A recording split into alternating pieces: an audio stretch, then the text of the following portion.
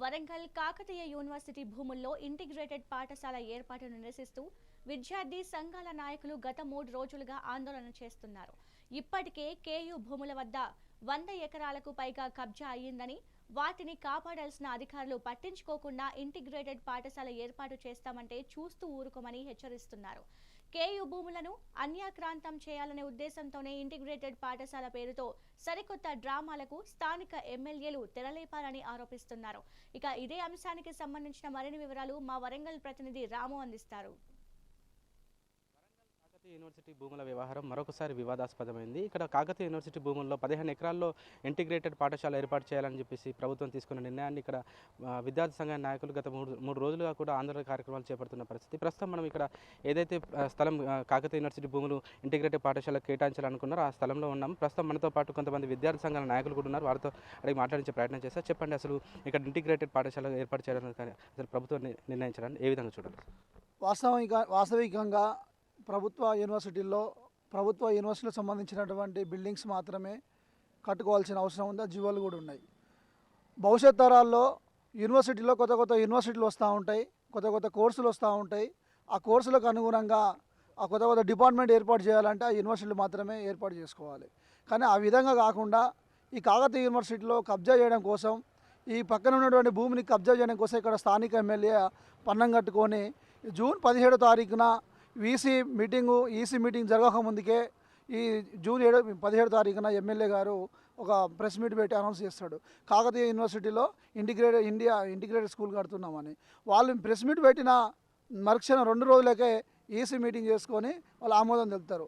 ఎంత సిగ్గుచేట అంటే కలెక్టర్ గారు, అక్కడ గవర్నర్ గారు కలెక్టర్ పంపిస్తే కలెక్టర్ గారు ఇక్కడ ఈ వీసీకి ఇస్తే వీసీ గారు ఈసీలో పెట్టి ఆమోదం తెలుసుకోవాలి. అండి, ఒకవైపు కేయూ భూములు కబ్జా అవుతున్నాయి, వాటిని పరిరక్షిస్తామని చెప్పేసి గతంలో ఇక్కడ పర్యటించిన పొంగులేటి శ్రీనివాసరెడ్డి కేయూ చుట్టూ సర్వే నిర్వహించి ప్రహరీ గోర నిర్వహిస్తామని చెప్పేసి ఒక హామీ ఇచ్చింది. అసలు హామీ ఏమైంది, మళ్ళీ సడన్గా ఈ వ్యవహారం ఏంది? దాదాపుగా 600 ఎకరాలు ఇక్కడ ఉంటే, ఒకవైపు ప్రభుత్వం నుంచి 70 ఎకరాలు వాళ్ళు తీసుకుంటే, ప్రైవేటు వ్యక్తుల నుంచి దాదాపుగా ఒక 50 ఎకరాల దాకా కబ్జా అయినా కూడా పట్టించుకోలేదు. కానీ గతంలో వచ్చినటువంటి ఇక్కడ ఉన్న మంత్రి, రెవెన్యూ మినిస్టరు ఎంతవరకు కబ్జా అయిందో వెనక్కి తీసుకొని చుట్టూ పరాడి కూడా నిర్మిస్తా 100 కోట్లు కూడా మీ యూనివర్సిటీకి ఇస్తా అని చెప్పిన పొంగులేటి శ్రీనివాస్ గారు ఈ రోజున ఆ నిమ్మకు నీరు ఎత్తినట్టుగా వ్యవహరిస్తూ ఈ యూనివర్సిటీ భూమిని కబ్జా చేయాలనే ఉద్దేశంతోనే దాదాపుగా ఇప్పుడు 15 ఎకరాలు అంటే దాదాపుగా 100 కోట్ల విలువైన ఆ భూమిని ఇంటిగ్రేటెడ్ స్కూల్లో నిర్మిస్తున్నారంటే చాలా బాధాకరం. ఈ వరంగల్ పశ్చిమలో అనేక 100 ఎకరాల ప్రైవేట్ భూములు, గవర్నమెంట్ భూములు ఉన్నాయి. ఆ భూములలో ఏర్పాటు చేసుకోవడానికి ఎలాంటి అభ్యంతరం లేదు. నన్ను అడగండి, జియో నెంబర్తో సహా ఈ పశ్చిమలో ఉన్నటువంటి ప్రభుత్వ భూమిని చూపిస్తాను, ఈ గవర్నమెంట్కి నేను చూపిస్తాను. ఆ ప్రభుత్వ భూమిలో ఇంటిగ్రేటెడ్ స్కూల్ కట్టండి, కానీ ఈ కాకతీయ యూనివర్సిటీలో ప్రభుత్వ భూమి కట్టొద్దని చెప్పి మేము హెచ్చరిస్తూ ఉన్నాం. ఖచ్చితంగా వెనక్కి తీసుకోకపోతే అన్ని విద్యార్థి సంఘాల ఆధ్వర్యంలో పెద్ద ఎత్తున ఆందోళన చేస్తాము. చెప్పండి, అసలు ఇక్కడ ఇంటిగ్రేటెడ్ పాఠశాల రావడం వల్ల మీకు వస్తున్న ఇబ్బందులు ఏంటి? అంటే ఇక్కడ పాఠశాల కట్టడం వల్ల కొంతమంది విద్యార్థులకు కూడా విద్యను అభ్యసించే అవకాశం ఉంటుంది. ఇక్కడ మీరు అడ్డుకోవడానికి కారణం ఏంటి? అసలు విద్యా వ్యవస్థను ఏర్పాటు చేయడానికి మేము వ్యతిరేకం కాదు. ప్రభుత్వ యూనివర్సిటీ రీసెర్చ్ మెథడాలజీ లేదా కొత్త ఇన్నోవేషన్ ప్రాజెక్ట్స్ కానీ కొత్త కోర్సులు కానీ దాదాపు ఇక్కడ యూనివర్సిటీలో ఒక 4,000 నుంచి 5,000 మంది స్టూడెంట్స్ చదువుకుంటున్నారు. వాళ్ళకు హాస్టల్ సదుపాయాలు లేవు. వాళ్ళకు ఒక్కొక్క డిపార్ట్మెంట్ కూడా లేవు. 3-4 డిపార్ట్మెంట్లు కలిపి ఒకటే బిల్డింగ్లు ఉన్నాయి. ఎస్డిఎల్సీ ఉంది. ఎస్డిఎల్సీ లోపల ఎస్డిఎల్సీ సంబంధించిన కోర్సులు అలానే ఉన్నాయి. బీటెక్ ఉమెన్స్కి సంబంధించిన బీటెక్ కాలేజీలనే ఉన్నది. అదేవిధంగా కొన్ని కోర్సులకు సంబంధించిన కాలేజీ వేరు డిపార్ట్మెంట్లు వేరు కట్టాల్సిన వాటికి వాళ్ళ అవసరాలకు అనుగుణంగా యూనివర్సిటీ విద్యార్థులకి ఒక పిహెచ్డీ చదివించిన విద్యార్థులకి రీసెర్చ్ మెథడాలతోటి ప్రపంచాన్ని మొత్తం చదవాల్సిన విద్యార్థులు వాళ్ళు ఒక గదికే పరిమితం అవుతూ ఉన్నారు. ఒకటే బిల్డింగ్కే అందరు కలిసి చదువుకునే ఇబ్బంది ఉంటున్నది.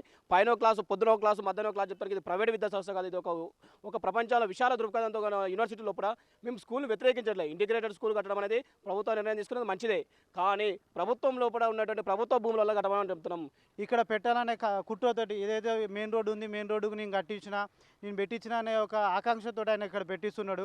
ఎందుకంటే ఇక్కడ గతంలో కూడా బీపీడాసల్ సైడ్ కూడా నాయన రాజేందర్ రెడ్డి, అప్పుడు వైఎస్ రాజశేఖర రెడ్డి ముఖ్యమంత్రి ఉన్న టైంలో అటు సైడ్ కొన్ని భూములు ఆయన హయాంలోనే అక్రమకు గురైనాయని ఒక నానుడు ఉంది. అలాగే ఇక్కడ ఇంటిగ్రేటెడ్ స్కూల్ పెడితే ఇక్కడ చుట్టుపక్కల ఉన్న భూములు కూడా వెంచర్లు వేసుకొని రియల్ ఎస్టేట్ వ్యాపారం చేసుకోవాలనే ఉద్దేశంతో ఈ ఒక యూనివర్సిటీకి సంబంధించిన 15 ఎకరాల భూములను ఇక్కడ యంగ్ ఇండియా ఇంటిగ్రేటెడ్ స్కూల్ పెట్టడానికి ఆయన ప్రయత్నం చేస్తుండు. ఈ యంగ్ ఇండియా ఇంటిగ్రేటెడ్ స్కూల్ పెట్టడానికి గవర్నమెంట్ నుంచి వచ్చిన జీవోలో 20 నుంచి 25 ఎకరాల భూమి అయితేనే సరిపోతుంది. పోతుంది. ఇక్కడ ఎస్సీలకు ఒక బ్లాకు, బీసీలకు ఒక బ్లాకు, మైనార్టీలకు ఒక మీరు బ్లాకు. చెప్పండి, మొత్తానికి ఈ వ్యవహారాన్ని విద్యార్థి సంఘాల నాయకులుగా మీరు ఏ విధంగా ముందుకు తీసుకెళ్తారు? ఎందుకంటే మీరు గత 3-4 రోజులు కూడా ఇక్కడ ఫైట్ చేసిన పరిస్థితి, కానీ మీతో పాటు మిగతా విద్యార్థి సంఘాల నాయకులు ఎందుకు ముందుకు రావట్లేదు? ఇది ఏ విధంగా చూడాలి? యూనివర్సిటీలో ఇంటిగ్రేట్ స్కూల్ నిర్మాణం చేస్తామని చెప్పేసి ఏదైతే ఎగ్జిక్యూటివ్ కౌన్సిల్ ఆమోదం చేసిందో ఆ ఆమోదానికి వ్యతిరేకంగా ఈరోజు దాదాపు 12 సంఘాలు, వామపక్ష సామాజిక విద్యార్థి సంఘాలు ఐక్య ఉద్యమాలు నిర్మిస్తూ ఉన్నాం. ఇప్పుడు ఏదైతే స్థానిక ఎమ్మెల్యే నాయిని రాజేందర్ రెడ్డి గారు ఉన్నారో ఈ నిర్ణయాన్ని చేయడానికంటే ముందే యూనివర్సిటీలో ఉన్నటువంటి అన్ని విద్యార్థి సంఘ నాయకులను రౌండ్ టేబుల్ సమావేశం ఏర్పాటు చేసుకొని ఈ అంశాన్ని లేవనెత్తినప్పుడు కుండ బద్దలు కొట్టినట్టుగా చెప్పినాం.